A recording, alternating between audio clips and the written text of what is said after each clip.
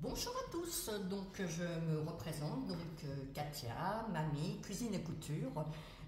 Contente d'être de retour parmi vous. Ça fait un petit moment que je n'ai pas fait de recettes, bon, toujours pour des problèmes, des petits problèmes personnels qui ne sont pas graves. Voilà, donc aujourd'hui je vais vous faire un gâteau sans sucre, ni huile, oui, sans sucre, voilà, ni matière grasse. Voilà, je vais y arriver aujourd'hui. Je vais faire un gâteau aux poires et aux pommes. Donc, vous pouvez le faire totalement à la poire, celui que je vais vous présenter, ou totalement à la pomme. Moi, il me restait 4 minuscules pommes qui avaient du mal à mûrir. Ça fait longtemps que je les ai, pour rien vous cacher. Donc, j'ai dit, je vais les finir et je rajoute des poires. Par contre, si vous le faites qu'aux poires, qu'aux pommes, comptez à peu près 6 grosses pommes ou 6 grosses poires quand même. Voilà, donc nous allons commencer. Donc je mets 2 œufs. Voilà, j'ai déjà. Hop. Voilà.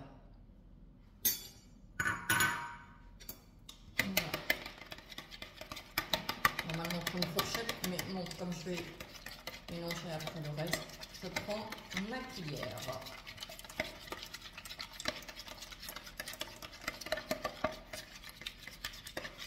Vous allez voir, c'est un gâteau très rapide. Donc sans matière grasse et sans sucre. Rajouter. Ensuite, j'ai mesuré 200 g de farine. Moi, j'ai pris de la 45.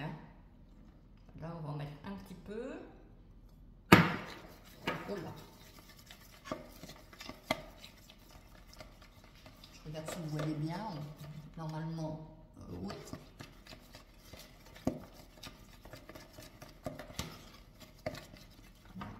Je vais verser le reste.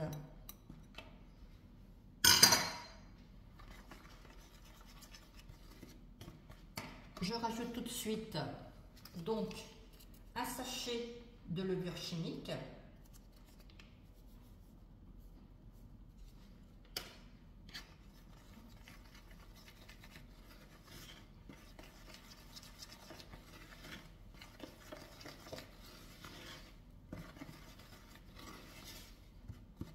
Voilà, et j'ai mis l'équivalent de 2 yaourts. Donc un yaourt c'est 125 grammes. L'équivalent de 2 yaourts nature, surtout des yaourts, ou du fromage blanc si vous voulez. Moi c'est du fromage blanc que je mets. Mais vous pouvez mettre 250 grammes, puisque c'est 2 fois 125 grammes de yaourt. Voilà, ça fait 250 grammes, pardon. Je me répète, un yaourt faisant 125 grammes, vous en mettez 2. Donc l'équivalent de 250 grammes. Donc yaourt ou fromage blanc.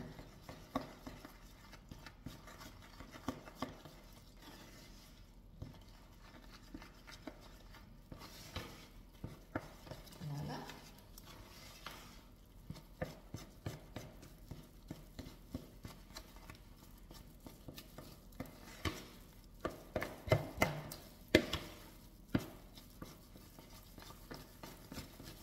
Vous mélangez bien le tout. Je rajoute à ça 2 cuillères à soupe de cannelle. Moi c'est de la bio, mais aucune importance de la cannelle. Donc moi j'en mets 2 bonnes cuillères à café. Voilà. Après c'est, comme je dis à chaque fois, ça va faire de goût. C'est pas, voilà. Moi j'en ai mis 2.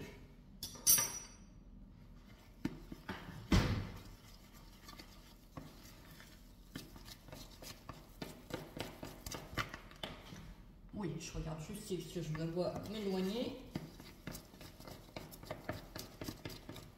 Donc ça paraît épais, mais avec les fruits comme ça donne toujours un peu de jus, les fruits. Enfin surtout les poires. Donc aucune importance.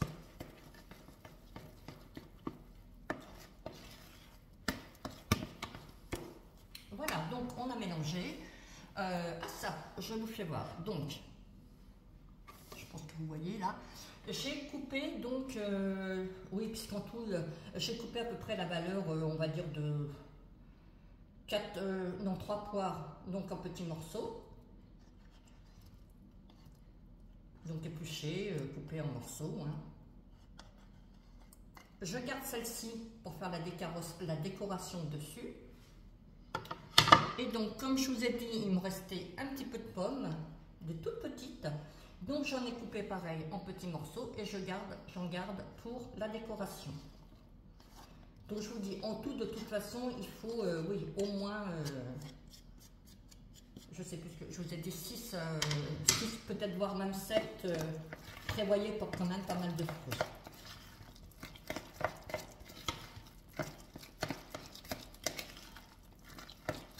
Voilà.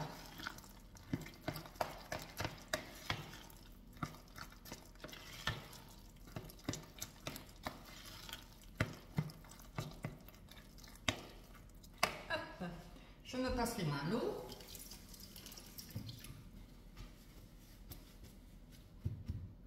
Je ramène mon plat de Cake Factory à la place. Donc j'ai mis du papier sulfurisé. Là, je vais remettre mon petit torchon en dessous parce que sinon il va trop se promener. Voilà. Je place bien mon papier et je verse ma préparation.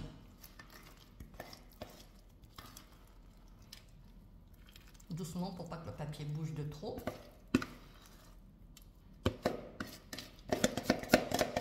Donc ça, je me répète, ça paraît épais, mais avec les pois, ça va. Enfin, avec n'importe quel fruit d'ailleurs. Voilà, c'est fait. En tenant mon petit papier, j'étale.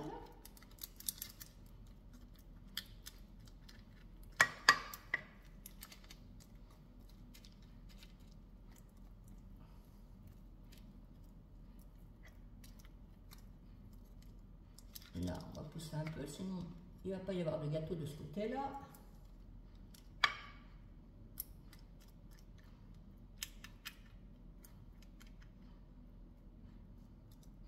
Voilà. Hop. Vous voyez, c'est pas long à faire. Hein.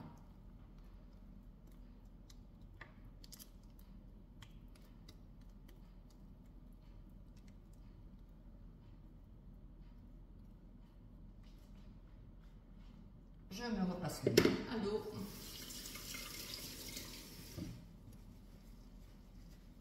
Voilà. Donc ensuite, je vais prendre mes poires que celle-ci, j'en ai donc, comme je vous ai fait voir tout à l'heure, j'en ai coupé en lanières. Je vais laisser un espace pour mettre un peu de pomme entre. Vous voyez toujours. Ah, oui.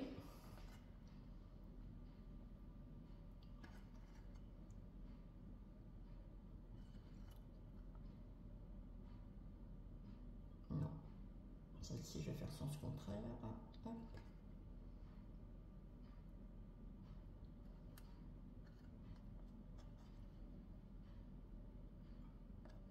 Et je vais combler après s'il m'en reste et que c'est pas assez serré.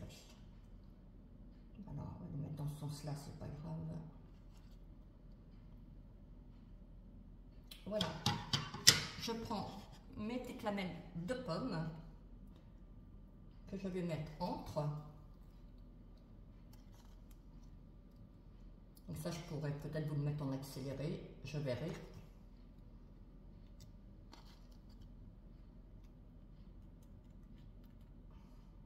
Je vais mettre là quand même parce que... on va pousser, on va le mettre comme ça tout compte fait. Voilà. Voilà. Donc là, moi, c'était, je me répète, c'était des toutes petites pommes qui me restaient. Après, vous décorez comme vous voulez, hein, enfin décorer. Vous tapissez comme vous voulez. Hein. C'est pas... en fonction des fruits que vous avez, vous mettez la façon que vous pouvez les mettre. Vous voyez, là, je vais les enfoncer debout autour. Voilà. Parce qu'il m'en reste quand même.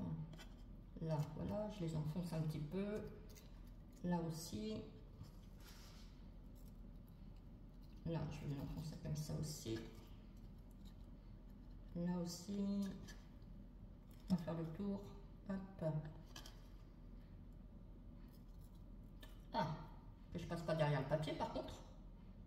ce serait peut-être pas intelligent. Il vaut mieux rester devant le papier quand même. Là, on va en mettre un petit bout là. Hop. Un petit bout là. Et voilà. Et comme il nous reste juste ça, on va réussir à les placer quand même, puisqu'une fois que ça va avoir cuit, on les verra moins. Celle-ci elle est très grosse. Ça, on va le mettre par-dessus, c'est pas grave. Voilà, vous comblez comme vous voulez. S'il vous reste des fruits, hein, c'est pas la peine. Vous pouvez en mettre. Hein. Ah, celle-ci, je vais la recouper parce qu'elle me paraît un peu grosse.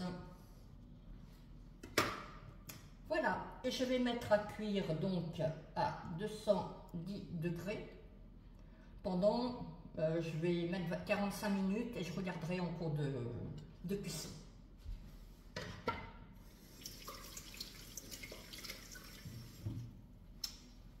Voilà, donc je me suis lavé les mains, je vais essuyer un peu autour.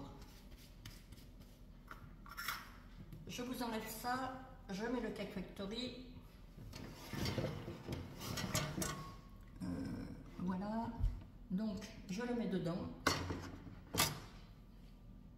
Vous voyez, je ferme. Je vais le brancher. Je me recule un petit peu pour que vous voyez un peu mieux. Voilà, je ne sais pas si vous allez voir par contre le... Je verrai. Voilà, donc je l'allume. Je fais moins pour aller sur le programme individuel. Voilà, là il est sur combien? 210 degrés. Ah non, je vous ai dit 200, non pardon, 220. Pardon, je mets à 220 pour ce gâteau. Et que je vous dise pas de bêtises. 220 degrés. Voilà, et là c'est 5 minutes, non ça risque pas. Là j'appuie sur le plus pour 45 minutes.